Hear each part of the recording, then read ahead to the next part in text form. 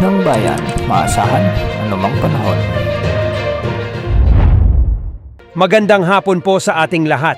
Narito ang update sa lagay ng panahon ngayong araw ng Linggo, June 16, 2024. Sa kasalukuyan ay nakakaapekto pa rin ang southwest monsoon sa western parts ng bansa, ngunit bahagyang nabawasan ang mga lugar na apektado nito. Sa ngayon ay makararanas ng makulimlim na kalangitan hanggang sa mailang panahon ang ilang bahagi ng bansa dahil sa southwest monsoon, partikular sa may Batangas, Mimaropa at Western Visayas. Samantala, ngayong hapon, nagbabanta naman ang mga pag-ulan dahil sa mga localized thunderstorms sa maraming lugar.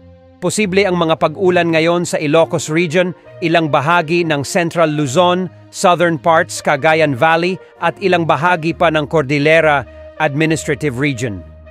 May mga aasahan ding thunderstorms sa may Metro Manila, ilang bahagi ng Calabarzon, ilang bahagi ng Bicol Region at Mimaropa.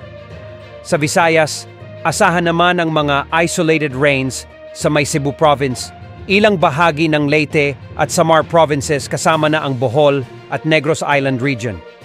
Sa Mindanao, posible rin ang buhos ng mga pag-ulan sa Caraga, Northern Mindanao at ilang bahagi ng Davao Region at Bangsamoro Region.